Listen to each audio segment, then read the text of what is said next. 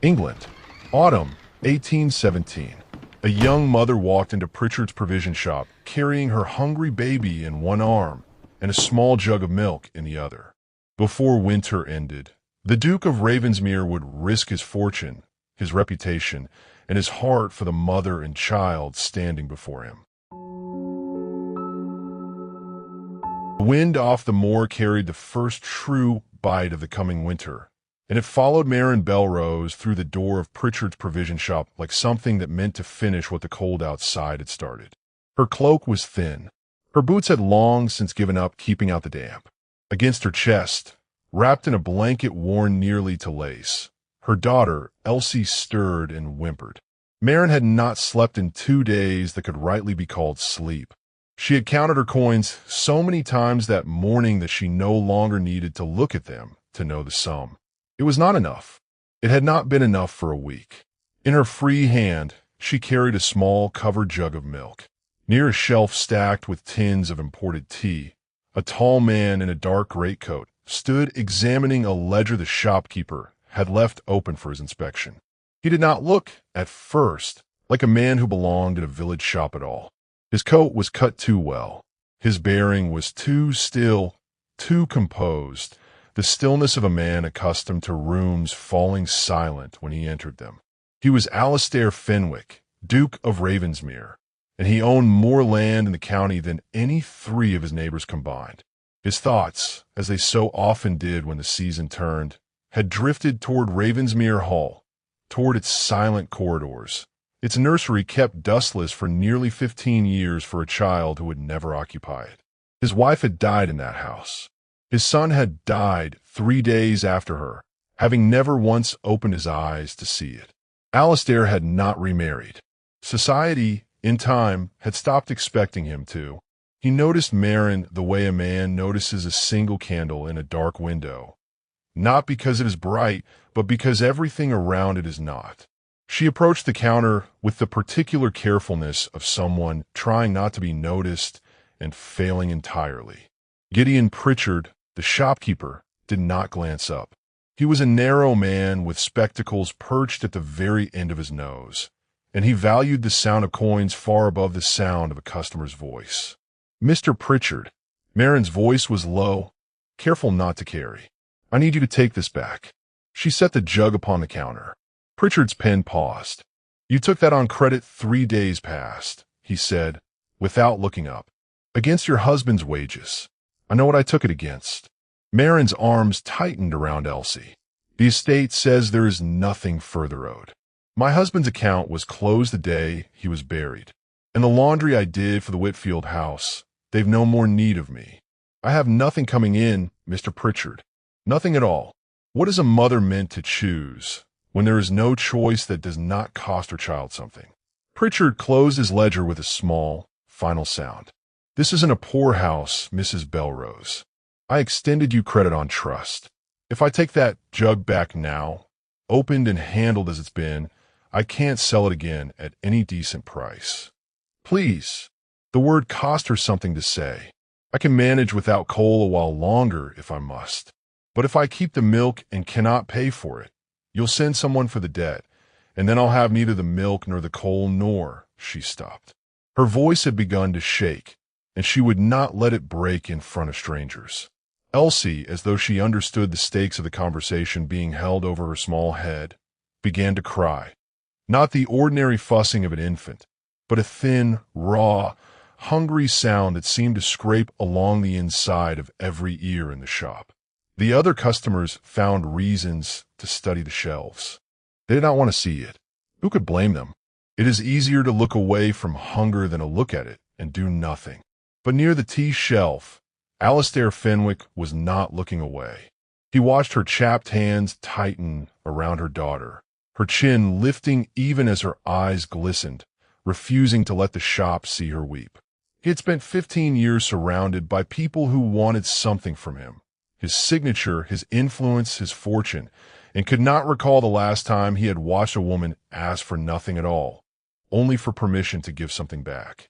Elsie's cry rose higher, and something in Alastair's chest, long sealed, cracked open without his permission. He thought, unwillingly, of a nursery that had never once echoed with that sound. No returns on handled goods, Pritchard said, sliding the jug back across the counter with a note of finality. Take your milk, Mrs. Belrose, and don't return until you've silver in hand. Marin stared at the jug, as though it had become unbearably heavy. That was when the Duke of Ravensmere stepped away from the tea shelf. Mr. Pritchard. His voice was quiet, but it moved through the shop the way cold water moves through a crack in stone, finding every space at once. The shopkeeper's whole posture changed. Your Grace, I didn't see you standing there. Alistair did not look at him. His eyes remained on Marin, who had gone very still, as though stillness might make her invisible. Whatever this lady owes, Alistair said, you will consider settled, and you will provide her 6 more jugs of milk, 2 sacks of flour, coal enough to see her through the season, and the warmest blankets you keep in that back room. The shop went silent enough to hear the fire settle in the grate. Marin turned to him, color rushing into her face.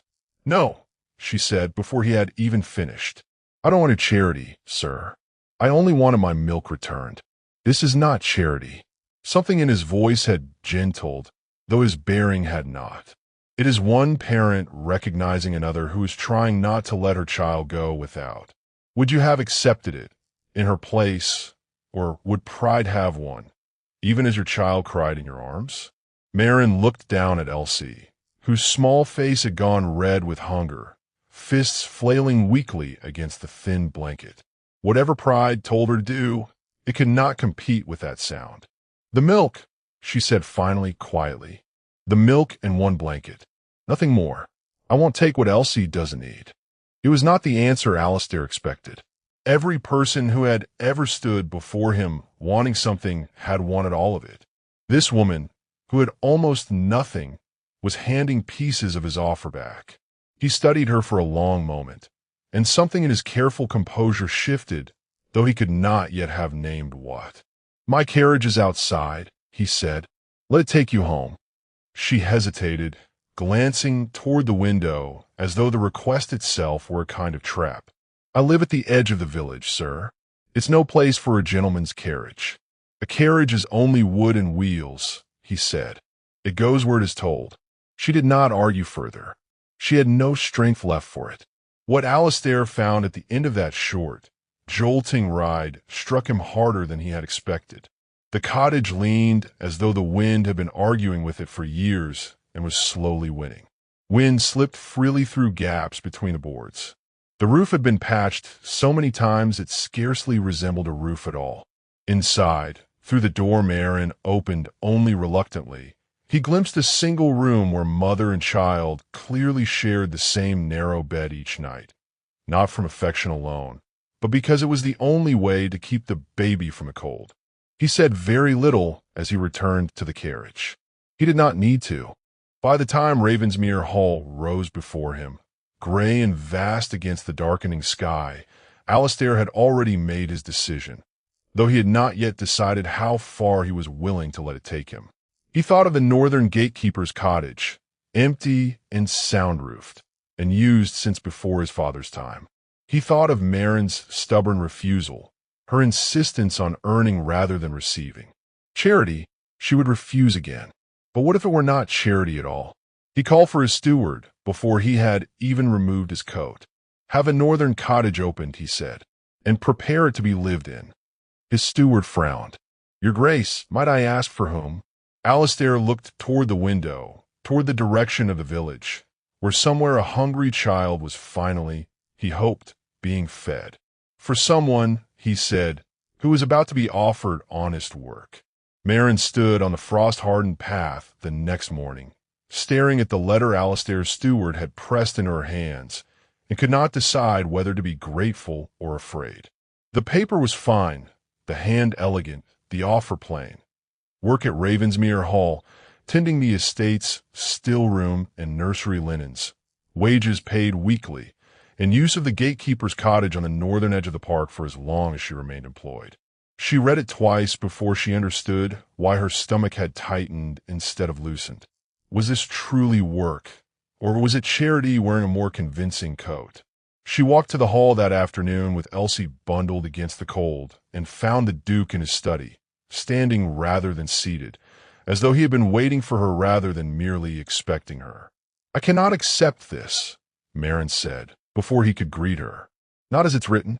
A cottage and wages, offered to a woman with no references and no family name worth speaking of. Your Grace, I know charity when it's dressed prettily enough to be mistaken for something else. It is not charity." Alistair's voice held no offense, only patience. "You will work for every wage you receive. The still room requires someone who knows herbs and preserving. You told Pritchard's shopkeeper yourself that you manage your late husband's kitchen garden. The nursery linens want mending. If you fail in your duties, Mrs. Belrose, you will be dismissed precisely as any other servant of this house would be dismissed. I extend no special mercy." Marin studied him for a long moment, searching his face for the softness she suspected lay beneath the offer.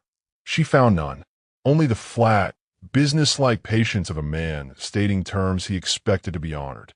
It was, she realized, the only kind of offer she could have accepted. "Then I accept," she said. "On those terms, not on any other." By the end of that week, Marin and Elsie had settled into the small stone cottage on the northern rise, and for the first time in longer than Marin could measure, her daughter slept through a full night without waking from the cold. The weeks that followed brought a kind of recovery Marin had almost forgotten how to hope for. Color returned to Elsie's cheeks.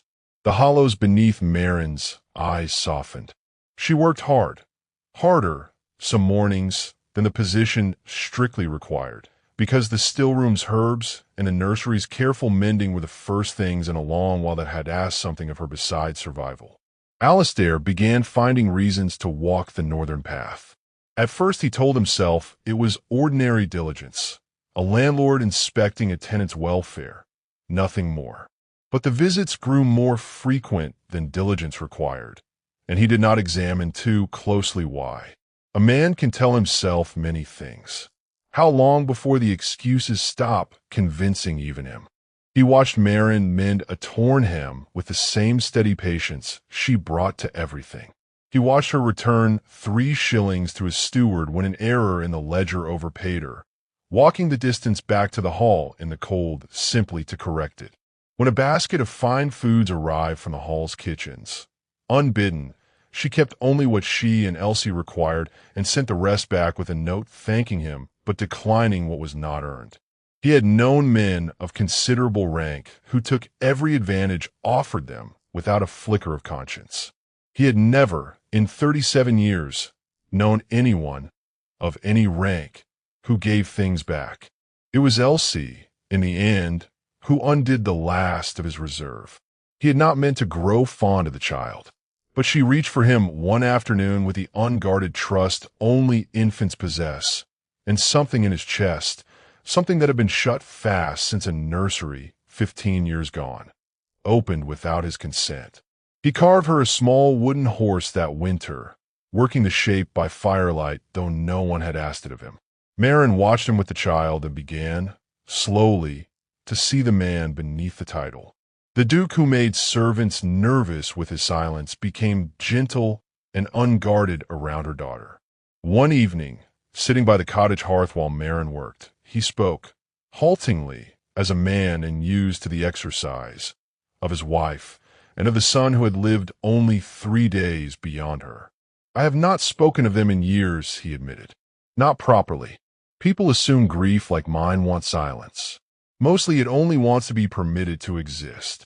Marin said nothing, only listened, and something in the listening seemed to matter more to him than any word she might have offered. Days later, walking the stream that bordered the estate, she found a smooth, gray stone shaped, unmistakably, like a heart. She brought it to him half laughing, calling it the only object on his land that no one had polished, inherited, or purchased outright. Alistair took it into his palm. Their fingers brushed as he did. Neither moved away as quickly as either might have claimed, afterward, that they had intended to. Gratitude has a way of becoming something else entirely, when no one is watching closely enough to stop it. It did not take long for the county to begin watching closely. Whispers reached the hall before Alistair did anything to invite them. The Duke of Ravensmere, it was said, had installed some laundress's widow and her child upon his estate, a woman of no name, no connections, no fortune. Invitations to Ravensmere arrived, carrying subtler insults than before. Neighboring families who had once sought his company now sought, instead, to discuss him. Alistair ignored it, as he had ignored most opinions that were not his own for the better part of 15 years. Sir Cuthbert Vale did not intend to be ignored. He arrived at Ravensmere Hall on a gray afternoon with the confidence of a man who believed he already held the advantage, and in some measure, he did. Vale had been his late father's rival for decades, and age had only sharpened his appetite for old grievances. Your Grace. Vale's smile did not reach his eyes. There is talk that the widow you've taken in. Her husband kept company with tenant agitators before his death, men who stirred unrest over rents on the Whitfield land. It reflects poorly, harboring such a connection so openly. He is dead, Sir Cuthbert. Whatever company he kept died with him. Perhaps. Vale's tone did not waver. But the cottage you've given her sits directly beside acreage whose boundary has never been properly settled. Not since your grandfather's survey, which my family has always considered questionable. I should hate to see the matter reopened in court. It would grow very costly, very quickly, for whichever party held the weaker claim. The threat did not need clear language. Alistair understood it entirely. Remove her, Vale said simply, and I see no reason the boundary need trouble either of us again. Alistair said nothing more than was necessary to end the meeting, but the weight of it settled over him long after Vale's carriage had gone. Marin learned of the threat that same evening, from a housemaid too frightened to keep the news to herself. She stood in the cottage doorway with Elsie asleep against her shoulder and felt the small, hard-won piece of the last weeks begin to crumble beneath her feet. How much is a family's shelter worth, when it comes at the cost of another man's inheritance? She would not let Alistair lose his land, his standing, his father's legacy, for her sake. Before the night was through, she had resolved to take Elsie and go, to disappear from Ravensmere before Vale's threat could ripen into something neither of them could undo. She walked to the hall the following morning to tell him so. Alistair listened to her explanation in silence, his jaw set, his eyes unreadable in the gray morning light. Then he said the only thing he had any intention of saying. No. Marin opened her mouth to argue, but he was already crossing the room toward her, and whatever protest she had prepared did not survive the look on his face. You are not leaving, Alistair said. Not for Vale. Not for anyone. You cannot mean it. Marin stood in the study doorway, refusing to come further into the room, as though distance might make her argument harder to dismiss. Your grandfather's survey, your father's legacy, everything your family has held for generations. You would risk it for a laundress and a child no one in this county considers worth the trouble?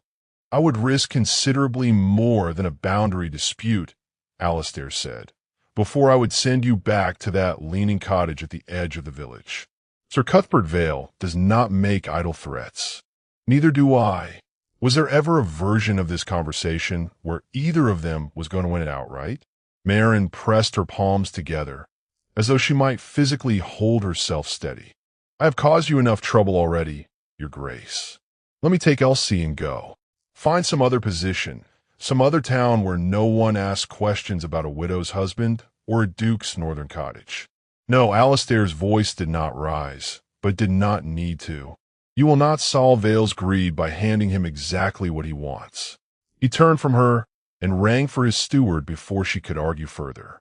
By the following morning, Alistair had summoned both his solicitor and his estate manager to Ravensmere Hall, and the three of them remained closeted in his study long past the hour most gentlemen would have called it a productive day's work. Marin did not know, that morning, precisely what was being decided behind that door. She knew only that Alistair had not looked like a man preparing to surrender. What does a man do when the law itself might be turned into a weapon against the people he has chosen to protect? The answer came 3 days later at the county assembly, a gathering Alastair had not attended in years, in which half the county turned out for the moment word spread that he intended to speak.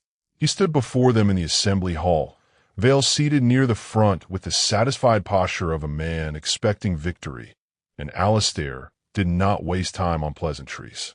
"I have signed a protected tenancy," he announced, his voice carrying to every corner of the room, "granting Mrs. Marin Belrose lawful possession of the northern gatekeeper's cottage for a term of 5 years, tied to her continued employment at this estate. Upon completion of that term, she shall hold the right to purchase the holding outright for the sum of 1 shilling. The agreement is signed, witnessed, and recorded with the county clerk as of this morning." A murmur swept the hall like wind through dry grass. Vale rose halfway from his seat. "You cannot simply—" "I can," Alastair said, "and I have." He did not so much as glance at Vale before continuing. "Furthermore, I intend to set aside a portion of the disputed northern acreage, the very land Sir Cuthbert has spent weeks threatening to contest, for the construction of a school and nursery to serve the children of every laborer on this estate." The hall fell utterly silent. It was one thing for a duke to shelter a widow quietly. It was another entirely to turn her cause into a public declaration that could not be unmade. Vale's face darkened to a shade approaching purple. "The boundary of that acreage has never been properly settled. My family has held a claim to it for 2 generations. Then bring your claim before the court, Sir Cuthbert," Alastair said, "and explain to the magistrate precisely why a lawful tenant and her infant daughter have provoked such determined opposition from a man of your standing. I suspect the county will find the explanation most illuminating." Vale said nothing further. He had, for the moment, nothing left to say. Alastair stepped down from where he had been standing, and the crowd parted for him the way water parts for a ship it has decided not to obstruct. He found Marin waiting near the carriage, her face pale with a mixture of gratitude and dread. "Is it finished?" she asked. "No," Alastair said. "It is only beginning." He was not wrong. The victory, when it came, arrived with a bill Alastair had not fully anticipated. Within a fortnight, invitations to Ravensmere ceased entirely. 2 families who had dined at his table for a decade sent word that prior engagements would prevent further visits. Vague enough to require no honesty, specific enough to leave no doubt. A merchant in town who had supplied the hall for years quietly informed the housekeeper that his accounts were, regrettably, overextended. Rumors about Marin grew crueler with each retelling, until the story bore almost no resemblance to the truth it had once been. Marin felt every loss as though it were a debt accruing in her name. How does a person carry gratitude and guilt in the same chest without one crushing the other? "You should not have done this," she told him one evening, standing in the cottage doorway, while Elsie slept behind her. "You're friends. You're standing. I never asked for any of it." "You never asked for the milk, either," Alastair said, "and I gave it anyway." He had begun, by then, to prefer the cottage's small hearth to the vast cold rooms of Ravensmere Hall, a fact he admitted to no one, least of all himself, though Marin had begun to suspect it from how often his visits stretched past any reasonable pretext for business. Neither of them spoke of what was growing between them. Marin feared it too plainly resembled dependence, and she had sworn, since her husband's death, never to place her survival in another person's hands again. Alastair, for his part, could not always be certain whether the warmth he felt in her presence was affection freely given, or merely the ghost of a family he had lost trying, however impossibly, to return to him through her and Elsie. Was he loving her, or was he loving the second chance she represented?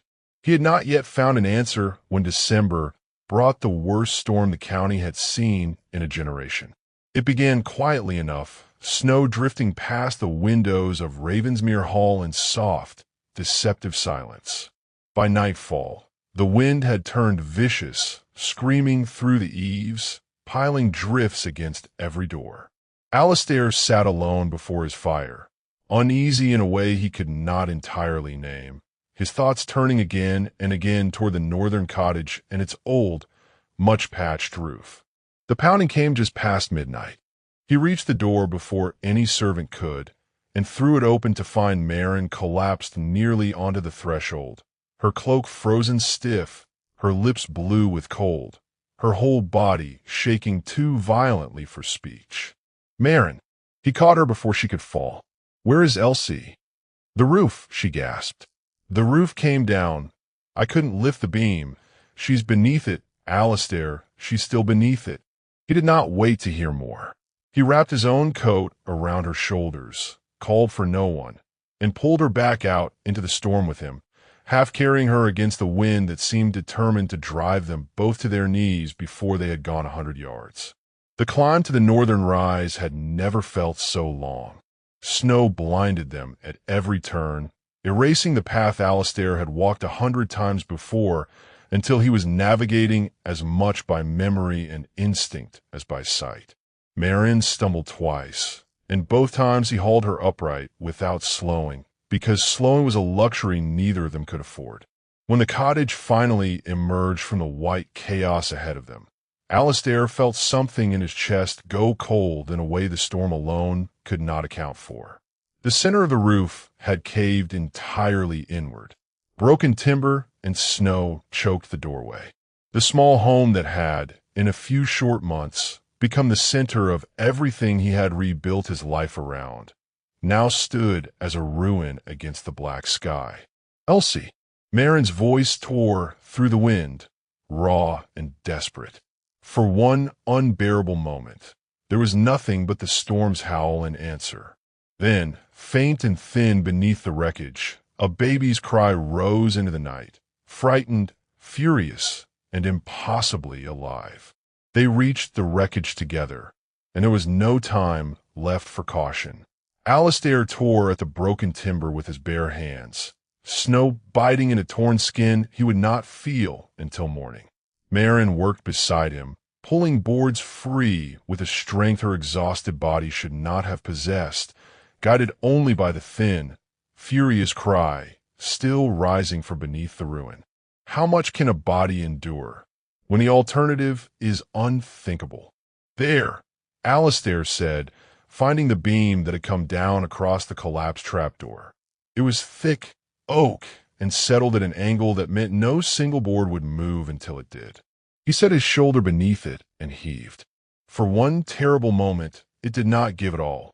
Then, with a groan of splintering wood, the beam shifted, and Maren threw herself into the gap it left behind, reaching through snow and broken lath until her hands found the bundled blankets, and within them, small and cold and furiously alive, her daughter.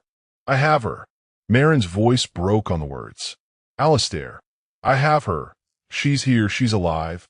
Elsie's cry, once she was lifted free into the open air, seemed to Alistair the finest sound he had heard in 15 years. There was no time to feel the relief fully. The storm had not eased. If anything, it had sharpened, as though it resented being cheated of what it had nearly taken. Alistair wrapped Elsie inside his own coat, sealing her against his chest, and reached for Maren. "We have to move," he said. "Now." She nodded, but the nod cost her more than either of them wanted to admit. The walk back should have taken a quarter of an hour. It took nearly an hour, the wind driving snow sideways into their faces, erasing the path Alistair had walked 100 times until even his memory of it grew uncertain. Maren's steps slowed with every passing minute. Twice she stumbled to her knees in the drifts, and twice Alistair hauled her upright, until the third time her legs simply would not answer her. "I cannot," she gasped. "Go. Take Elsie. I'll only slow you." "No." The word came out of him like something forged rather than spoken. "I did not survive one storm only to lose you in another." Would he leave her, as reason demanded, or would he choose, as his heart already had, long before his mind caught up to it? He secured Elsie more firmly beneath his coat with one arm, and with the other, pulled Marin's arm across his shoulders, half carrying, half dragging her the remaining distance. He fell once in the deep drift near the kitchen garden wall, and rose again without pausing to consider whether he could. By the time the lights of Ravensmere Hall finally broke through the white chaos ahead of them, Alistair no longer knew how much of his strength was his own and how much was simply refusal. They collapsed together onto the stones of the great hall, all three of them, as the door swung shut against the howling dark. Alistair stirred the dying fire back to life with hands that would not stop shaking. He wrapped every blanket within reach around Marin and Elsie both, and only then allowed himself to sit, spent beside them on the hearthrug. They lay there through what remained of the night, not speaking, barely moving, simply breathing in the astonishment of having survived. Dawn broke pale and merciless over a white and silent world. Marin woke slowly, warmth returning to her limbs before full awareness returned to her mind. The first thing she saw was Elsie, sleeping peacefully against Alistair's chest, one small hand curled against his collar. The second thing she noticed was that his hand was still wrapped around hers, exactly as it had been when exhaustion finally claimed them both. "You stayed," she whispered. Alistair opened his eyes, and whatever answer he might have given seemed, in that moment, entirely unnecessary to search for. "So did you," he said. Neither of them let go. In the months that followed, the northern cottage was rebuilt, not hastily, but properly, with a new roof that would not fail against any winter to come. Alistair offered to see the work completed entirely at his own expense, and Marin, predictably, refused him. "I will pay toward what I can," she told him, standing amid the new timber frame with her sleeves rolled to the elbow. "Every shilling I'm able. I did not survive that storm to become dependent on the man who pulled me out of it." Alistair did not argue the point twice. He had learned, by then, precisely how far arguing with her ever got him. The school and nursery moved forward alongside the rebuilding, rising on the disputed acreage that Vale had once hoped to claim for himself. By spring, the sound of children's voices carried across land that had, for 2 generations, known only quarrels over its boundary. A year to the season after Marin had first walked into Pritchard's shop with a jug she could not afford to keep, she completed the final term of her employment agreement and, exactly as promised, earned the deed to the northern holding in her own name. Only then, only once she stood before him, needing nothing from him at all, did Alistair ask her to marry him. He did not do it grandly. He came to the cottage one evening, as he had come 100 evenings before, and placed something small and gray into her palm. The heart-shaped stone. "The first time you gave me this," he said, "I had nothing to offer in return but gratitude. I have spent a year trying to decide whether that was ever going to be enough. And now," Marin asked, though her voice already knew, "now I have a home I chose to rebuild for you, a daughter I love as my own, and a life I find I do not want to spend in any house that does not have you in it." Marin closed her fingers around the stone. "You had all of that before, Alistair," she said. "You only needed someone who would stay long enough to see it." They married quietly that spring, beneath the young trees near the restored cottage, with Elsie asleep in the arms of Alistair's steward and no guests beyond those who had never once distanced themselves during the hardest months. Marin did not mourn the invitations that never returned. She had learned, by then, precisely which kind of wealth was worth keeping. Years later, in a house filled with the ordinary noise of a growing family, a small dented milk jug sat upon the mantel beside a smooth gray stone shaped like a heart. Elsie, grown tall enough now to reach the shelf herself, turned the old jug over in her hands one winter evening and frowned at it. "Why do we keep this ugly old thing?" she asked. Alistair smiled, the particular smile he reserved only for his daughter, and drew Marin close against his side before he answered. "Because," he said, "our family began on the day your mother walked into a shop to return milk she couldn't afford. And the Duke finally understood that all the wealth in England meant nothing at all, unless a man was willing to share it. Maren rested her head against his shoulder, the old stone catching the firelight beside the jug that had started everything. In the end, perhaps that was the only inheritance worth leaving behind. Not what a person kept, but what they chose again and again to give away. Subscribe for more interesting Duke-related stories.